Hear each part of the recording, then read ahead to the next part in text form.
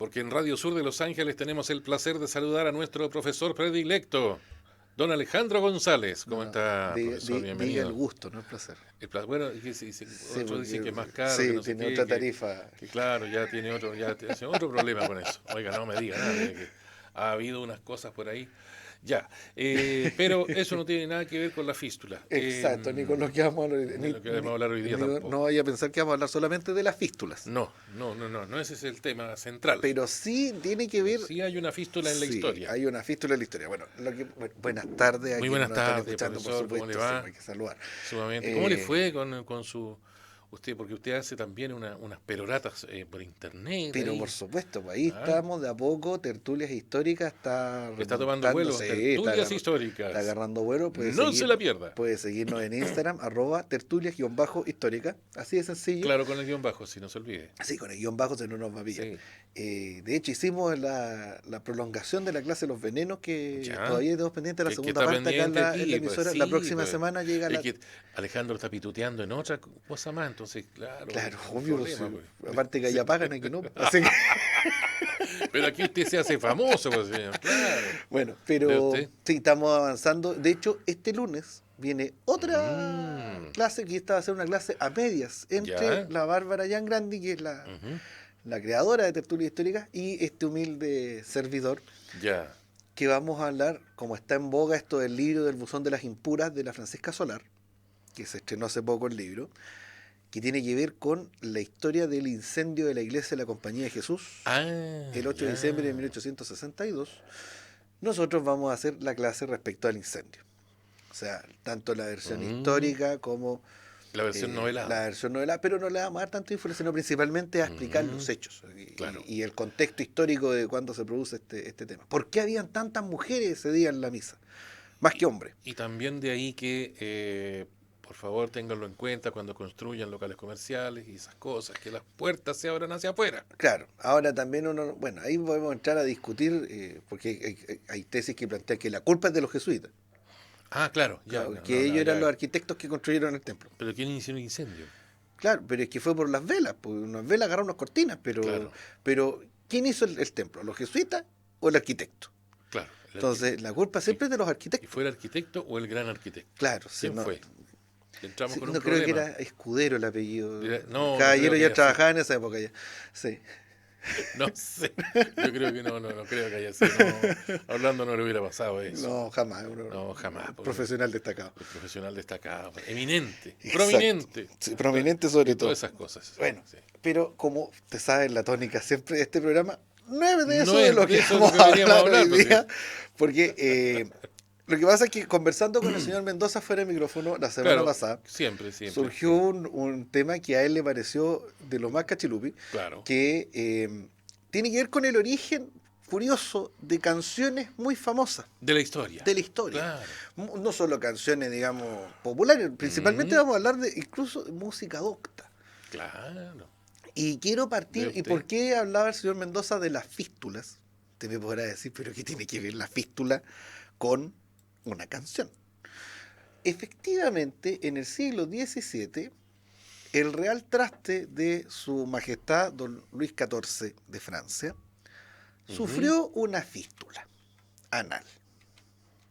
Así nomás. Usted me dirá, pero oye, eso es una operación ambulatoria hoy día. Claro. Bueno, en esa época, operarse de una fístula anal No era. era debatirse entre la vida y la muerte.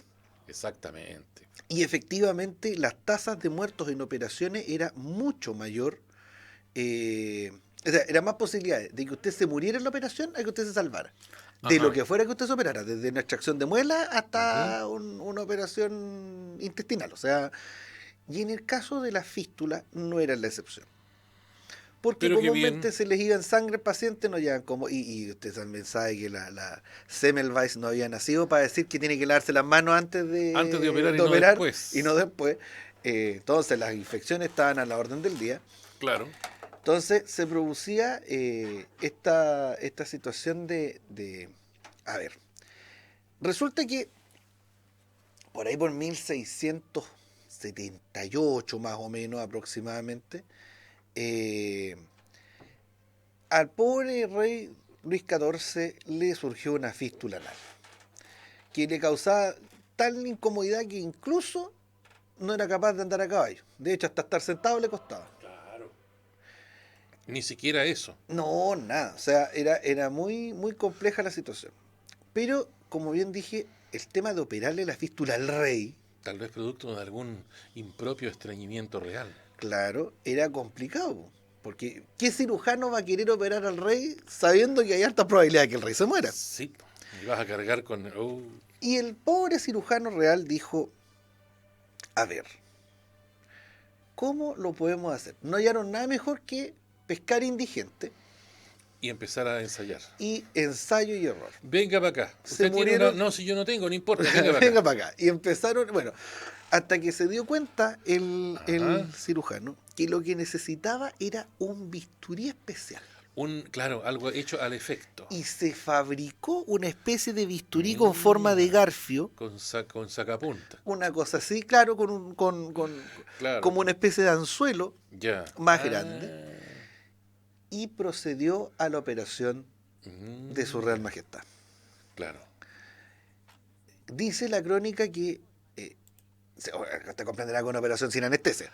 Claro, no, eso es... El único quejido que exhaló Luis XIV cuando le abrieron la fístula fue ese, cuando le abrieron la fístula. Ya. Y resistió las horas de operación, de drenaje, de todo el tema, y se salvó. Mira, buen cirujano. Y se salvó Luis. Se me olvidó el apellido, Coronet parece que era el apellido, pero un apellido francés. Claro. Monsieur Le Surgeon. Eso. Y el gallo, obviamente, comprenderá que operación exitosa, Luis lo nombró marqués. Sí, por lo menos. Le regaló un cacas de campo. Y en aquella época, el gran compositor francés, compositor de la corte, era Jean-Baptiste Lully. Ujú. Y Jean-Baptiste Lully compuso una canción que se hizo muy popular en Francia en esa época, que se llamaba Dios salve al rey. Exactamente. Algo así como Dieu salve le roi. Charles-François Félix.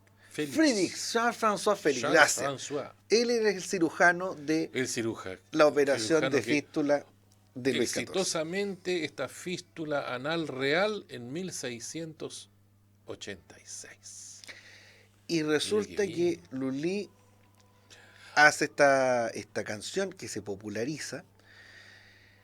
Y pasaron los años, unos 20 años, y aparece otro gran músico destacado, uno de los grandes compositores de la historia, que es Georg Friedrich Händel. Ah, don Georg Friedrich, claro. Y Händel vivió en Francia mucho tiempo. Y le encantaba la canción de mira. Lully, la andaba tarareando todo el día. Y así llegó, Y con el tarareo. Y resulta que en 1714 muere la famosa reina Ana de Inglaterra, Ana Estuardo, Ujú. sacada la dinastía de los Estuardo, y asume el trono Jorge I de Hannover, que era medio sobrino de la Ana, y por ahí estaban los parentescos, que es un rey alemán. Claro. Y Händel había sido músico de cámara en la corte de Hannover. Ahí está. Po. Por lo tanto, el rey Jorge le dijo a Georg Friedrich, véngase para acá nomás, guachito, yo lo quiero como músico de corte también en Inglaterra. Y Händel dijo, no se diga más, pues viejo, Venga, pescó su ¿qué mono me y partió dijeron? para allá. ¿Qué me dijeron? Y dentro de todo, a Händel le encargan la composición de un himno para Jorge, para su asunción al trono. Y como Händel andaba con esta melodía de Lully metida en la cabeza, no se dio cuenta y compuso una canción prácticamente igual a la que había compuesto Lully y le puso el mismo título, God Save the King, Dios salve al rey, Eso. que al día de hoy es el himno nacional de Gran Bretaña. Todo por una fístula. O sea, De el Luis himno XIV. nacional de Gran De Bretaña Francia. nació a raíz de la fístula en el ano del rey de Francia. Mira, como son las cosas. Nadie sabe para quién trabaja. Exactamente. El mismo Händel tiene otra anécdota posterior. Cuando compone el Mesías, Ya, famoso sobre todo por esa área del Aleluya, que claro. ¿cómo se llama? Que es extraordinaria. Bueno, Händel andaba en un periodo de sequía. Ah, sí. inspirativa. Ah, ya. Sí, no, Pensé no, de sequía, no. Pensé que andaba de, No, ya, no me de metió. andaba abstemio. Sí, No era eso. no. Eh, Tiene un periodo de sequía inspirativa y de repente Händel dice, no, esto- nomás dijo, no, Ya, y no yo, quiere si ni una cuestión más. yo soy bacán, ¿Y qué tanto? ¿qué tanto? No pienso dormir hasta que logre componer una canción. Eso. Una canción de cuna. Sí. Claro.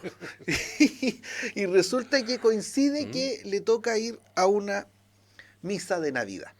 Ah, Y estando en la misa y con la prédica, ya, se inspiró. se inspira Mira, le llegó la y inspiración divina. termina la misa, raja para la casa y se instala a escribir y se dice que pasó 41 horas despierto sin comer y sin dormir Ah, escribiendo el Mesías. mira. Fue tanto que cuando él mismo llega a la parte del aleluya, que es como digo, la parte más Claro. famosa Sí, de esta de canción, esta composición. Sí, claro. ahí mismo. ¿Ves? En esa parte, Händel se desmaya. Ah, mira. Pasó 3 días inconsciente, Desmayado. Pero desmayado. ¿cómo se le ocurre? Los médicos lo habían declarado muerto. Oh, Lo iban a empezar a arreglar, a cambiar ropa pero y se no. despertó con los movimientos de cambio de ropa. Y ahí dijo, no, lo que pasa es que acabo de Mm, experimentar una resurrección. eso. Toma. Qué auténtico el hombre, ¿ah? Imagínate, ¿ah? Dramático no, genial. El otro que hay un origen es el himno de Estados Unidos. Ah, sí, también. Stars and Stripes, Ya, las barras y estrellas. barra y estrella. Ajá. Que, a ver, más que en la composición musical, el origen está en la letra del himno, Ah, ya, que ya, es de ya. Francis Scott Key. ¿Y por qué Francis Scott Key se inspira? Por el bombardeo que hicieron los ingleses en la Segunda Guerra. Uno tiene siempre el recuerdo de la guerra con Gran Bretaña de Estados Unidos, la guerra de independencia. Ya. Pero en 1812 estalló una segunda guerra, Ah, que es la guerra de 1812, como se llama, donde vienen unas reclamaciones territoriales por Oregon y otros territorios en el oeste entre Inglaterra y Estados Unidos. Sumado también a que estaba todo este tema de la Revolución Francesa, el Imperio Napoleónico, que unos peleaban con otros, entonces mm, estaban, eh, ¿cómo se llama?, al borde de la guerra permanentemente todas las grandes potencias. Y resulta que estalla la guerra entre Inglaterra y Estados Unidos. Viene una serie de combates. Los pueblos indígenas también se separan. Unos apoyan ya. al gobierno de Estados Unidos y otros apoyan al gobierno de Gran Bretaña, como una forma de Mira. sacarse a los yanquis de encima. Claro, bueno. Como lo que pasó acá para la Guerra Muerte, que Sí, gran parte de los indígenas pelearon con los realistas contra los patriotas. mira. Y entre todas las eh, batallas y combates de la guerra, de hecho la guerra en realidad fue un desastre para los yanquis. Nadie ganó, no ganaron nada, no Mm, movieron un centímetro de la frontera, quedó todo a foja cero después de 3 años peleando. De hecho, la gran victoria yanqui se dio después de la firma del Tratado de la Guerra, porque en esa época se demoraban en llegar. El tratado lo firmaron en Gante, en Bélgica, ujú. en 1815, y la gran victoria que fue la batalla de New Orleans, que la gana Andrew Jackson, que lo transforma en héroe popular y eso le permite ser el 7º presidente de Estados Unidos, fue Después de firmado el... 3 semanas después de que se firmó la, Y que la no, paz. no había WhatsApp. Exacto. Pero hubo un bombardeo a Washington y a Baltimore. Mm, Y justamente a Francis Scott Key le toca ser testigo de las estrellas y barras que se producen tipo fuegos artificiales claro, claro. por el bombardeo al Capitolio, Ah, terrible. bombardearon todo. Y ese es el origen de por qué él habla de estas barras y estrellas. Fuera de la significación en la bandera, Ujú. lo que más habla, describe el bombardeo, pero de forma tan poética que se convirtió en el himno de Estados Unidos. Mira, ¿qué le parece? Bueno, todas estas cosas ocurren Claro. y hay una relación a veces no conocida entre diversos hechos que llevan a otros, e incluso en forma inopinada. Bueno, también hay casos donde el compositor se transforma en figura principal de la leyenda de su obra sin querer. ¿Ah, sí? Y uno de los grandes ejemplos es Georges Bizet Ah, y Carmen. ya. ¿Por qué? Porque Georges Bizet era un compositor de relativa fama, también un gallo Ujú, joven, cuando compone Carmen debe tener unos 35 años, una cosa así, y la estrena en 1875. ujú. Carmen, para los críticos, es una obra brillante, para algunos, para otros la crítica, pero la gente no la recibió muy bien. ¿Ya? No me digas. Pero ¿por qué no reciben muy bien la obra? Porque eh, estamos en la época de los nacionalismos, el periodo imperialista, colonialista, y hacer una obra basada en España para los franceses es como una gina el traste, entonces era complicado. ¿Viste? O sea, los toreadores de Carmen. Claro. Eh, pero mejor es Habanera. Ah, sí. Habanera, busca ¿Te Habanera de gustó la Carmen. habanera? Sí, Habanera de Porque yo Carmen. no fumo, entonces no. Ahora, Claro. ahora venir con eso. No, Habanera de Carmen yo creo que es la pieza fundamental de esa ópera. Bueno, Pero mire usted. ¿cuál es el problema? Que muy poco después del estreno de Carmen muere Georges Bizet Mm, y se levantó. Ahí está. Esa es Habanera. con María Calas. Antes que venga el copyright, ahí Claro, lo dejamos ahí nomás, porque si no, uy. claro, usted sabe. Pero resulta que muere Bizet y todos dicen, Bizet se mató.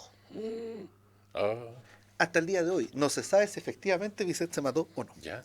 Don Porque George Bizet. Georges Bizet ¿Qué le pasó? no se sabe qué fue lo que sucedió. Mm, Resulta que, bueno, dicen que en realidad fue un infarto, que tenía problemas en la cuchara, otros dicen que ya. procesía tuberculosis y se lo llevó la tuberculosis. Ah, Eh, Al final nunca, ya no se esclareció qué pasó con y otros dicen que se envenenó, uy. producto de lo que habría sido, comillas, fracaso de una de las óperas más famosas No, de todos los tiempos. Bueno, por favor. él no lo tenía por qué saber en esa época, Claro. pero se dan ese tipo de cosas. Eh, por ejemplo, en España, a mí yo lo saco a colación porque yo que soy un fanático de la guitarra española, aparte que me gusta tocar, toco como las reverendas y me defiendo, pero ahí nomás. Pero han habido grandes virtuosos y la mayoría de los virtuosos de la guitarra Mm, son ciegos. ah, Si tú te das cuenta, para mí el más grande guitarrista de guitarra española es Francisco Tárrega. ujú. Si usted tuvo un Nokia y se acuerda del tono de Nokia, Ya. son el tercer y el cuarto compás del gran vals Mire, de Francisco Tárrega. mire. Y era ciego. Y no nació ciego, sino que quedó ciego por un accidente cuando niño. Ujú. Y no, el papá, que era un burgués catalán, barcelonés, dijo, ¿y qué hago con este cabro? ¿Cómo para que se gane la vida? Claro. Y se dio cuenta que al niño le gustaba jugar con una guitarra que era del hermano grande. Ahí Y está. empezaron a enseñarle y aprendió. Y si uno escucha las canciones de Tárrega, el Capricho Árabe, que lo usan siempre Ujú. o Recuerdos de la Alhambra, lo usan en las teleseries turcas. Claro. Siempre sale como música turca y es un español que lo compuso. Eh, Mira, si pilláis el gran vals de Tárrega y lo pones para dejarlo que suene al principio nomás, para que la gente vea que ahí está el tono de Nokia. A ver si lo pillamos por aquí. No, eso no. Esa parte no era, no, no. Esa parte déjela pasar. Claro, Hágale clic después, le dice. claro. Si te fijas, los primeros compases, todavía que estar al tiro. Mira, escucha.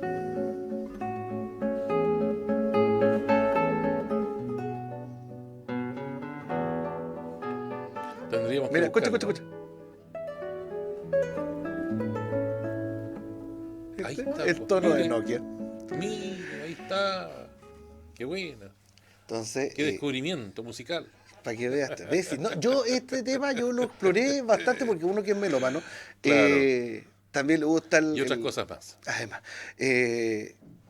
por ejemplo, la utilización de elementos que no son musicales, que para mí el más grande ejemplo de todo Ujú. esto es 1812, de Tchaikovsky, claro, con sus cañonazos. que y sus metió cosas ahí. cañonazos. De O sea, verdad, po. y Cañones claro, verdad, de se usan hecho, para la sí, representación de la... cuando llega la parte culmine de la batalla de Borodino, Ujú.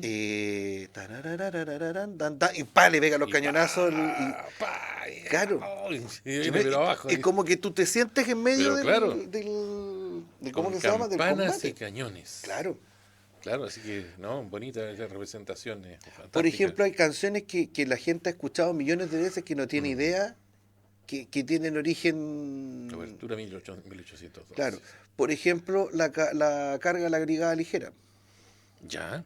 La carga de la caballería ligera que lo usaron hasta para el llanero solitario Ujú. y que tiene que ver con la guerra de Crimea, con la carga de la brigada ligera de los 600 del poema. Primero está el poema de Alfred Tennyson y después Franz von Suppé, que era un auchaco que no tenía pito que tocar con los ingleses, pero supo la historia de este poema de Tennyson y le encantó tanto que compuso la obra. Si la gente la escucha, por ejemplo, las películas de vaqueros siempre usaban La carga de la brigada ligera y Guillermo Tell de Rossini. Claro. ¿Qué tiene que ver Guillermo Tell con los vaqueros? Nada. Pero si uno la escucha, es como que estuviera el ritmo de galope. Ahí está. Esa es La carga de la brigada ligera de Y Franz algunos, von Suppé. y algunos le pusieron hasta letras así media, sí. Claro. ¿Ves? No, sí. Si pillas el Guillermo Tell de Rossini, Ajá. perdón que te haga trabajar tanto. No, si me hubiera avisado usted que venía con esto, Pero si lo conversamos la semana pasada, señor Mendoza. claro, sí, échale por ahí, no. Pero sí, pues si tú planteaste Me el mandó, tema. me Hassan mandó la Mendoza. lista de los temas. Pero no me dijiste que te mandara la lista de los temas. Ya, pues, usted debería haberlo imaginado. O sea. Pero es que yo de hecho no pensaba estudiar los temas, pero como tú empezaste a poner música, Claro, yo es dije, que- es que bueno, está vamos. muy buena, vamos. Ya que estamos. Ahí está. Eso, ahí está. Eso, ahí viene, ahí viene, ahí viene. Ya, antes que llegue el Sí, copyright. antes que llegue el copyright. Sí. Oye, por ejemplo, la utilización en dibujos animados. Sí, pues, Por ejemplo, fantástico. hay un episodio de Tom y Jerry ¿Ya? donde tocan el... Ay, ¿cómo se llama? La danza húngara de Franz Liszt. Ajá. Y la toca Tom al piano. Que de hecho, si uno escucha, la mayoría de las interpretaciones de la danza húngara de Liszt son con orquesta. ¿Ya? Ujú. Y resulta que ahí contrataron, no me acuerdo era el nombre del pianista, un gallo, un pianista, y tocó la canción completa en piano, más todas las variaciones que le fueron poniendo, digamos, de la caricatura, y se mandó una pieza extraordinaria, con un piano. ¿Qué te parece? De Franz von Suppé también hay una que lo usaron. Ahí está. Aquí no está con orquesta, sí. Sí, esa está con orquesta. Pero ya va a llegar el... Hay que tener cuidado porque un par de segunditos nomás y si no el copyright te dice, Sí, no señor, no, se no puede. puedes subirlo a... Ahí vamos a buscar la parte específica Claro. después. Tan, tarán, tan, tarán, tan. Ahí está. Ah, claro, que usted sí, imagínese la en Tommy Jerry y tocaba el Y piano. tocaba el piano. Por Claro. favor. Pero algunos ya se están acordando. Sí, por eso se convirtieron en clásicos. Mira, pues, En clásicos. ¿Cómo es que se llama? Hay una de. ¿Cómo es que se también de Franz von Suppé, algo de una mañana, una tarde y una noche en Viena, una cosa así. Y que esa es de Vox Money. ah, Que la. estaba Bugs Bunny ahí. Sí, estaba Vox Money como director de orquesta. Mire usted. No, excelentes. Esas son, pero como digo, una manera de popularizar también o de dar a conocer la música selecta, que es genial. Claro.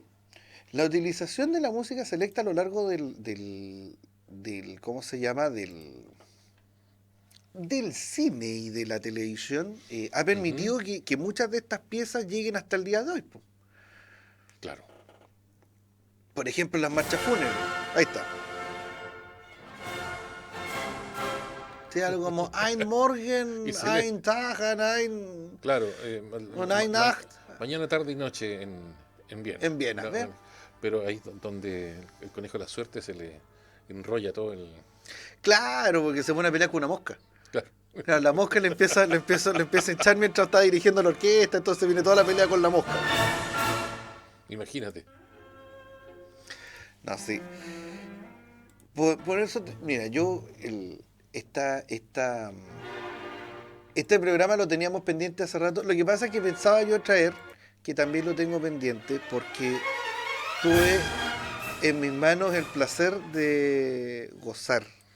¿Ah, sí? Así es. Ese no existe otro término. Una Claro. biografía de Frédéric Chopin, Ajá. que la encontré extraordinaria. Yo obviamente conocía la música de Chopin, una de mis canciones favoritas, Nocturno 2, pero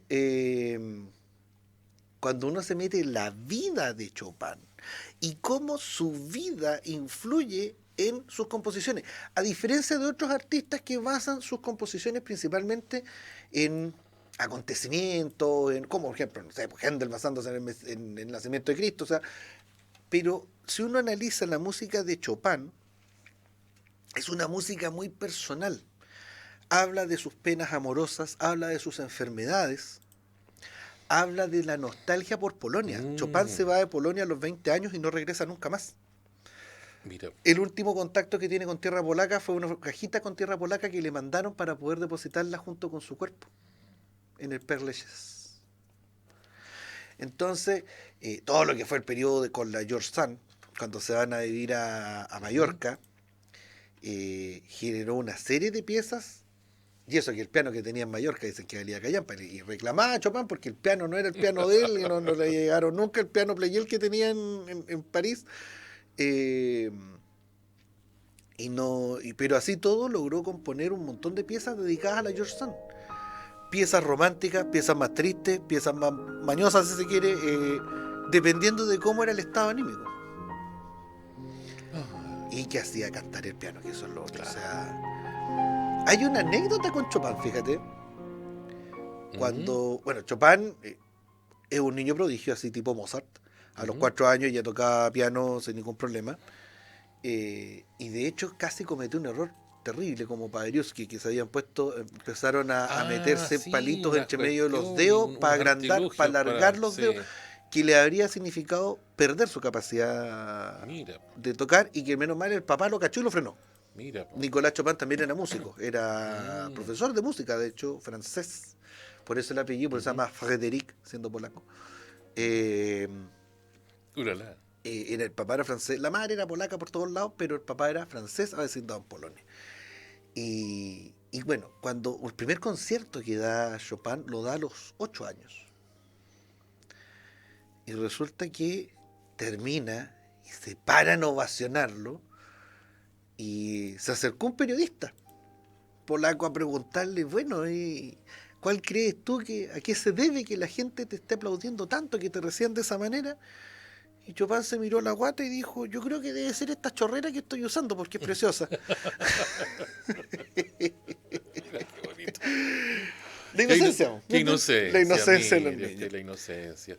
Genial, genial. Este paseo por la historia, por la música y por las historias de la historia. Las historias de la historia, usted Muchas sabe. gracias. No, muchas por gracias. favor. Mire, yo voy a traer la biografía de Frédéric Chopin. Ya, muy bien. Vamos a analizarla más en profundidad porque hay muchos temas Hay que, harto bueno, que saber de... fuera de lo anecdotario de Chopin, la historia de vida, los vínculos de Chopin, el nacionalismo de Chopin, Mira, entre otras cosas. la parte política. La parte ¿sí? política. Chopin tuvo una destacada Claro. participación política y fue el primer embajador polaco en Europa. No, digamos, no oficialmente, pero se convirtió en un verdadero embajador de lo que fue la crisis en Polonia, cuando Polonia todavía estaba dividida y repartida entre los imperios vecinos, después de haber sido una de las naciones más poderosas de Europa. Así es. Así que la próxima semana voy a llegar con De esas y Chopin. otras cosas sabremos Exacto. la próxima semana con Alejandro González, nuestro profesor predilecto. Muchas gracias.